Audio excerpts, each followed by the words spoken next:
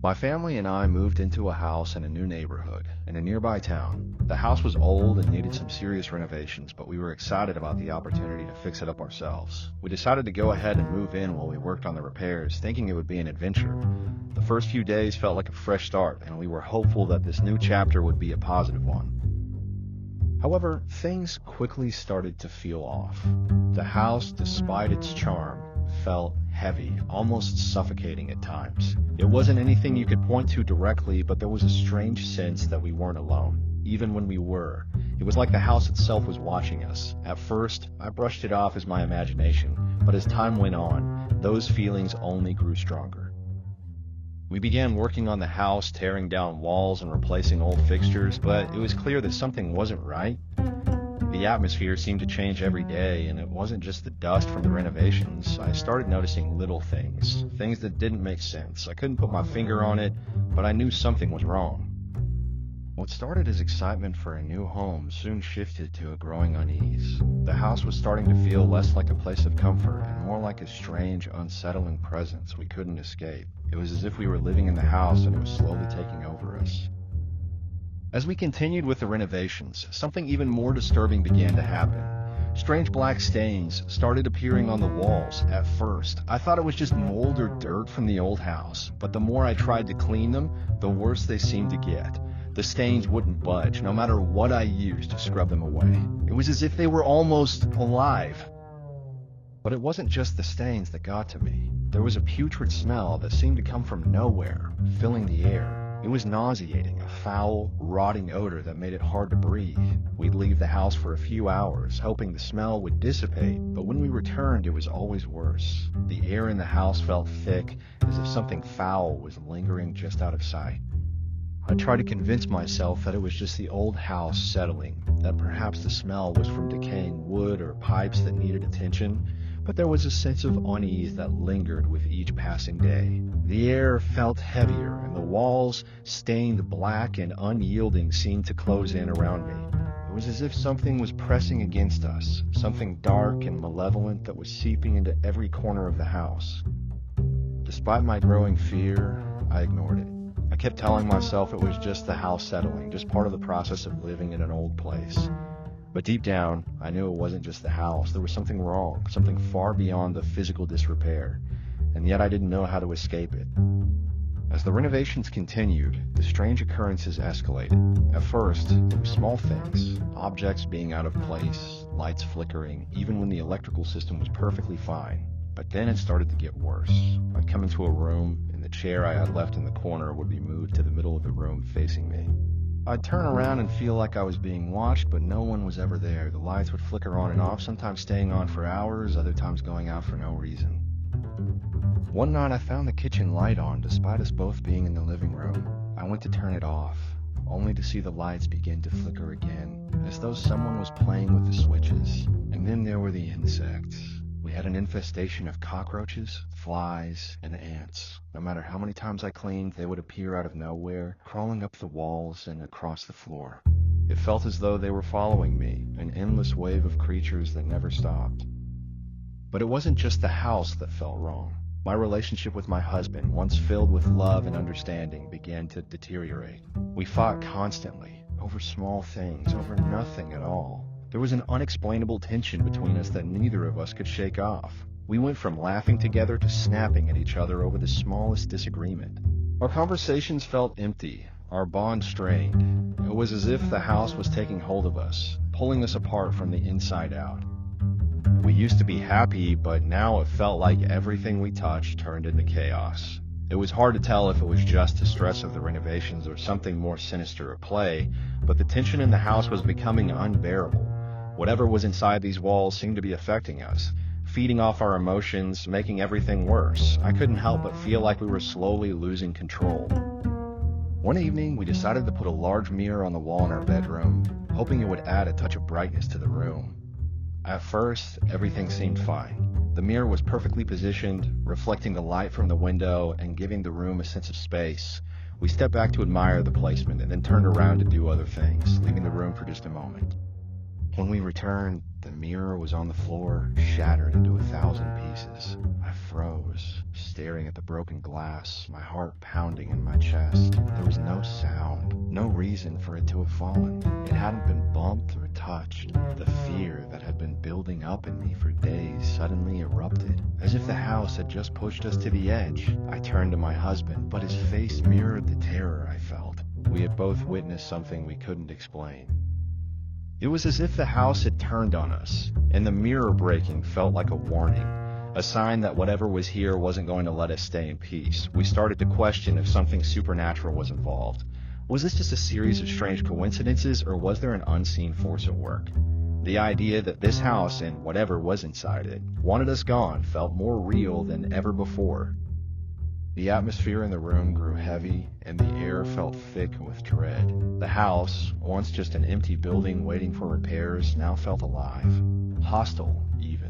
I couldn't shake the feeling that something was trying to drive us out, to tear us apart. I realized with chilling certainty that we might not be safe here for much longer. The fear of what was happening inside these walls had taken over every part of my mind. After everything that had happened, we were both terrified and exhausted. The strange occurrences, the tension, and the overwhelming feeling that something was wrong had become too much to bear. We couldn't rationalize any of it anymore. We were no longer sure if we were living in a house or in a nightmare. It felt like we had no choice but to leave, to escape whatever had been tormenting us. So we made the difficult decision to sell the house. The process of selling was quick, almost too quick, but it didn't matter. We needed to get out. We packed our things, left behind everything that tied us to that cursed place, and moved on. I thought that leaving would bring relief, that once we were far enough away, the fear would fade, but it didn't. The memories of what had happened there clung to me like a shadow, and I couldn't shake the feeling that something was still following us. Even now, the image of that house lingers in my mind. The smell, the shadows, the way everything felt off. There was something deeply wrong with that place, something heavy and evil that I couldn't quite explain. I have no idea what was responsible for the nightmares that unfolded in those walls, but the thought of it still chills me to the bone. We were lucky to get out, but I'll never forget the feeling that something was watching us, waiting for us to leave, and perhaps even following us. To this day, I can't help but wonder if whoever moves into that house next will experience the same terror we did. I can only hope they're prepared for whatever is waiting for them inside those walls, because whatever it was, it's still there, lingering in the darkness.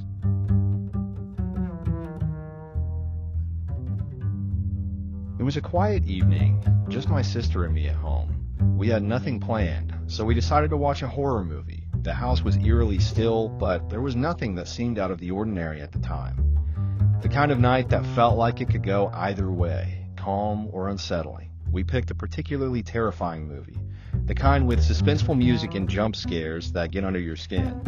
As the film played, we both grew increasingly uneasy. The scenes were intense, and the sound design made everything feel much more real. The air in the room grew thick with tension, and I could feel my heart rate picking up. My sister was beside me, clutching her blanket tightly, her eyes glued to the screen. Neither of us spoke, but there was this shared sense of nervousness that started to linger between us. It was like we could both sense something in the air, but we didn't acknowledge it aloud. The movie's atmosphere was exactly what we wanted for a night of thrills, but as the tension built up, I couldn't shake the feeling that something was different tonight.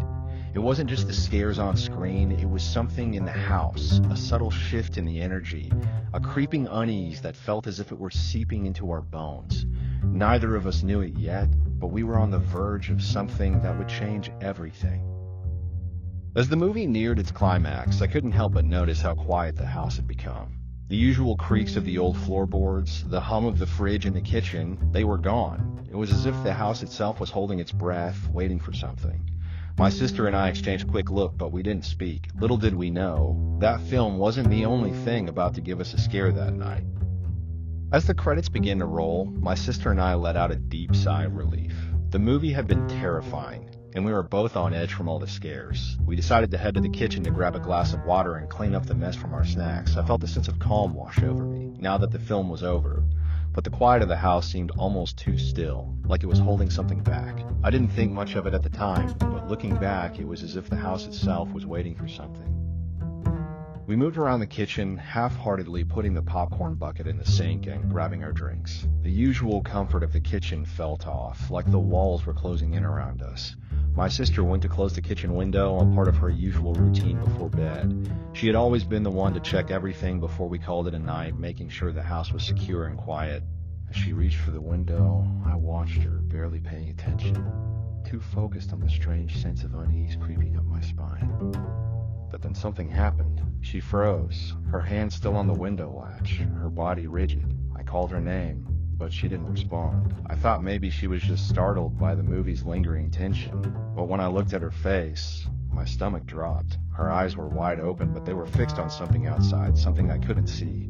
She was completely still, not even blinking, as if she were in a trance. I felt the hairs on the back of my neck stand up. My sister had always been the braver one of the two of us, and to see her like this was unnerving. I took a step closer, trying to snap her out of whatever trance she was in, but before I could reach her, she whispered, "Are you seeing this?"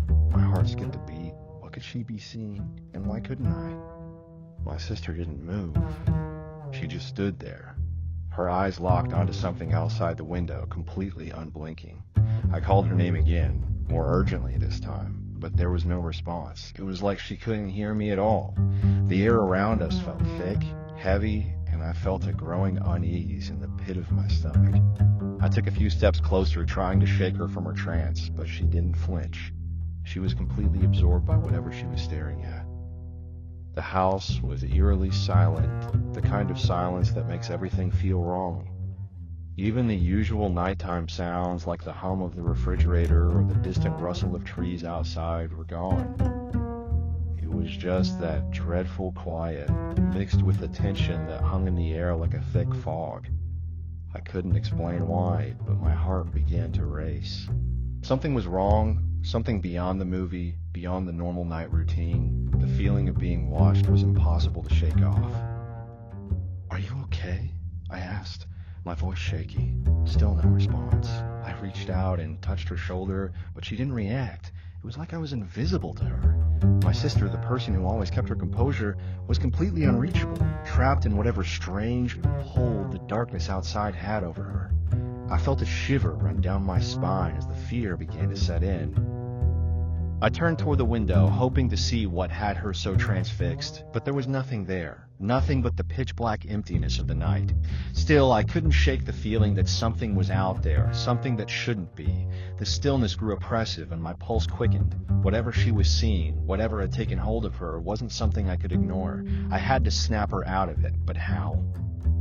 I stood frozen, my heart pounding in my chest as I tried to make sense of what was happening. I looked over at my sister, still motionless, her eyes glued to the darkness outside. I felt a chill run down my spine as I followed her gaze. That's when I saw it, a dense, swirling cloud of black smoke hovering just beyond the window. It wasn't a fog or mist, but something thick and unnatural, as if it were alive, moving with purpose. The smoke didn't move in the way smoke normally does. It didn't rise or dissipate. It simply hung there, hovering like it was waiting. Waiting for what? I didn't know, but the sight of it made my stomach drop. It was as if the darkness itself had taken shape and was watching us, observing our every move.